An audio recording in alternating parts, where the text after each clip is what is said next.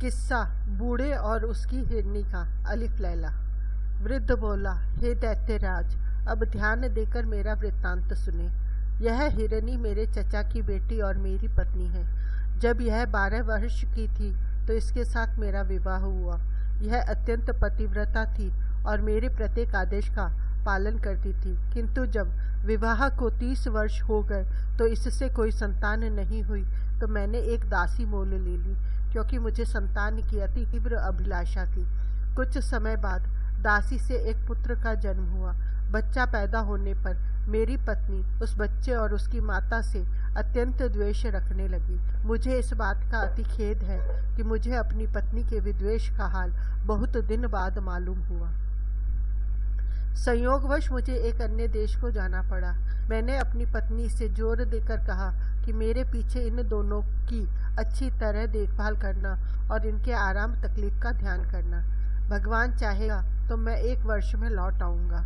मेरी स्त्री ने मेरे जाने के बाद उन दोनों से दुश्मनी रखना शुरू कर दिया। वह जादू टोना भी सीखने लगी थी। मेरे जाने के बाद उस दुष्ट ने अपने जादू से मेरे बच्चे को बछड़ा बना दिया और उसे मेरे नौकर ग्वाले के सुपुर्द कर दिया कि अपने घर ले जाकर इसे खिला पिलाकर मोटा ताजा कर दे। इसी प्रकार उसने मेरी दासी को जादू के जोर से गाय बना दिया और उसे भी ग्वाले के घर भेज दिया। विदेश से वापस आकर मैंने अपनी पत्नी से अपने पुत्र और उसकी माँ के बारे में पूछा। उसने कहा कि तुम्हारी दासी तो मर गई है और तुम्हारे पुत्र को मैंने 2 महीनों से नहीं देखा, मालूम नहीं वह कहाँ चला गया।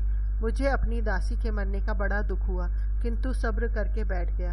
किंतु मुझे आशा थी कि कभी न कभी पुत्र से मेरी भेंट हो जाएगी। 8 महीने बाद ईद का त्योहार आया। मेरी इच्छा हुई कि इस त्योहार पर मैं किसी पशु का बलिदान करूं। मैंने अपने ग्वाले को बुलाकर कहा कि कुर्बानी के लिए एक स्वस्थ गाय ले आ। संयोग से वह मेरी दासी ही को ले आया, जो जादू के जोर से गाय बन गई थी। मैंने उसके बलिदान करने के लिए उसके पैरों को बांधा तो वह करुणापूर्ण स्वर में डकारने लगी और उसकी आंखों से आंसू की धारा बहने लगी। उसका यह हाल देखकर मुझे उस पर दया आ गई और मुझसे उसके गले पर छुरी न चल सकी। मैंने ग्वाले से कहा कि इसे ले जा और कुर्बानी के लिए दूसरी गाय ले आ। यह सुनकर मेरी पत्नी बहुत क्रुद्ध हुई और कहने लगी कि इसी गाय की बलि दी जाएगी। ग्वाले के पास इससे अधिक हृष्ट पुष्ट और कोई गौ नहीं है। उसके भला बुरा करने से मैंने फिर छुरी हाथ में ली और गाय को मारने के लिए उद्यत हुआ। इस पर गाय और भी चीख पुकार करने लगी। मैं अजीब दुविधा में पड़ा। अंत में मैंने छुरी ग्वाले को दे दी और कहा, मुझसे इस गाय पर छुरी नहीं चलती, तू ही इसका बलिदान कर दे।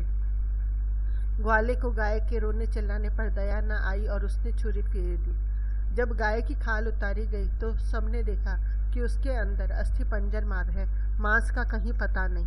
कारण यह था कि गाय की रिष्टता पुष्टता तो केवल माया जाल के कारण थी।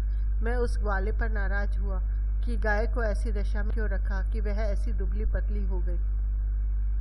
मैंने गाय ग्वाले ही को दे दी और कहा, तू इसे अपने काम में ला, मेरे कुर्बानी के लिए कोई बछड़ा ही ले आ, किंतु वह मोटा ताजा होना चाहिए, इस गाय की तरह नहीं।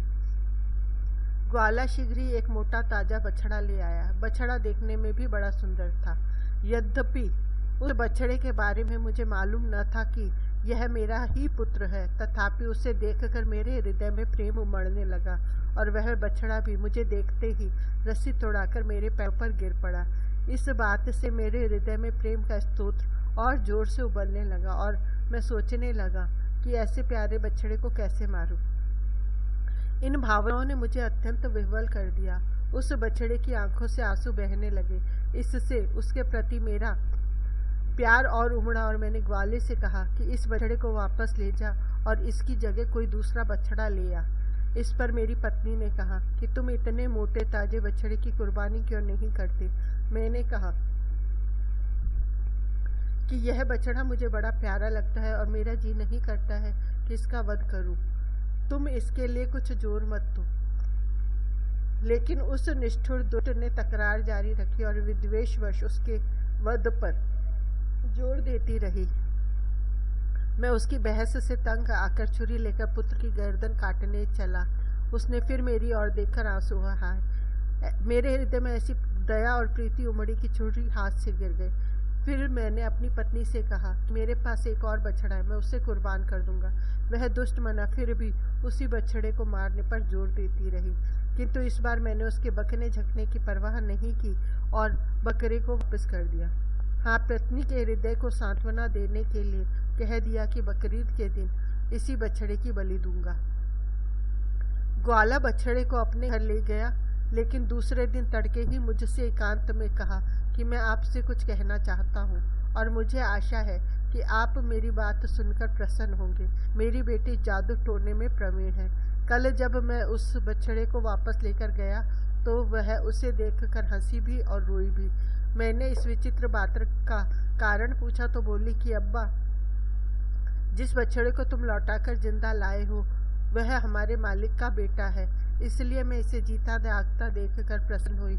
रोई इसलिए कि इसके पहले इसकी माँ की कुर्बानी दे दी गई थी। हमारे स्वामी की पत्नी ने सोतिया डाह के कारण इन माता पुत्र को जादू के जोर से गाय और बछड़ा बना दिया था। मैंने जो अपनी बेटी के मुंह से सुना, जैसा का तैसा आपको बता दिया।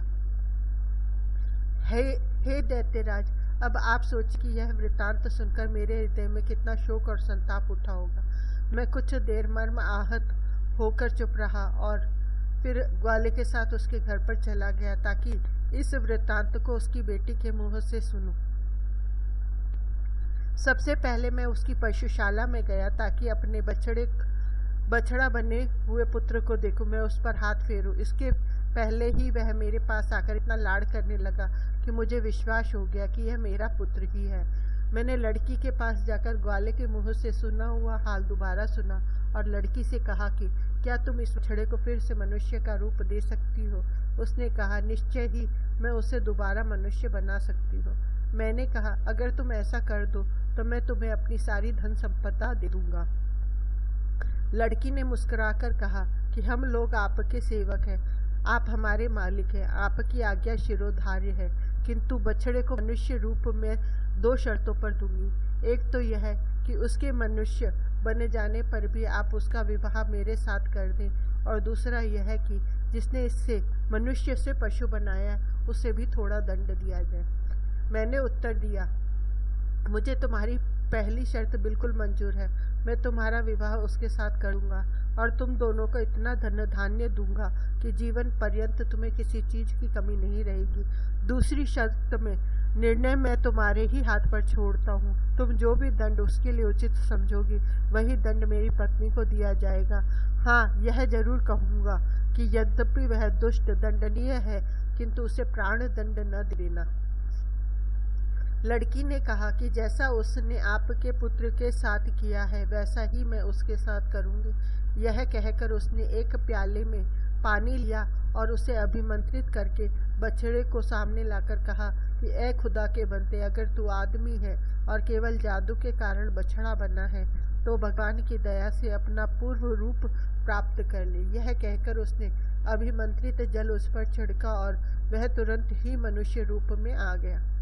मैंने प्रीतिपूर्वक उसे छाती से लगाया और गदगद स्वर में उससे कहा कि इस लड़की के कारण ही तुमने फिर से मानव देह पाई है। तुम इसका एहसान चुकाओ और इसके साथ विवाह कर लो। पुत्र ने सहर्ष मेरी बात मानी। लड़की ने इसी प्रकार जल को अभिमंत्रित करके मेरी पत्नी को हिरनी का रूप दे दिया। मेरे पुत्र ने उस कन्या के साथ विवाह किया, किंतु दुर्भाग्यवश वह थोड़े ही समय के बाद मर गई। मेरे पुत्र को इतना दुख हुआ कि वह देश छोड़कर कहीं चला गया। बहुत दिनों तक मुझे उसका कोई समाचार नहीं मिला, अतः मैं उसे ढूंढने निकला हूँ। मुझे किसी पर इतना भरोसा नहीं था कि अपनी हिरनी बनी हुई पत्नी को उसके पास छोड़ता, इसलिए मैं उसे अपने साथ लिए हुए देश देश अपने पुत्र की खोज में घूमता हूँ। यही मेरी और इस हिरनी की कहानी है। अब आप स्वयं निर्णय कर लें कि यह घटना विचित्र है या नहीं। दैत्य ने कहा, निसंदेह विचित्र है। मैंने व्यापारी के अपराध का 1/3 हिस्सा माफ कर दिया। फिर शहरजाद ने शहरयार से निवेदन किया कि जब पहला वृद्ध मनुष्य अपनी कहानी कह चुका तो दूसरे बूढ़े ने, जो अपने साथ 2 काले कुत्ते लिए था, दैत्य से कहा कि मैं भी अपना और इन दोनों कुत्तों का इतिहास आपके सम्मुख रखता हूँ। यदि यह पहली कहानी से भी अच्छा हो तो आशा करता हूँ कि उसे सुनने के बाद व्यापारी के अपराध का 1/3 भाग और क्षमा कर दिया जाएगा। दैत्य ने कहा कि अगर तुम्हारी कहानी पहली कहानी से अधिक विचित्र हुई तो मैं तुम्हारी बात जरूर मानूंगा।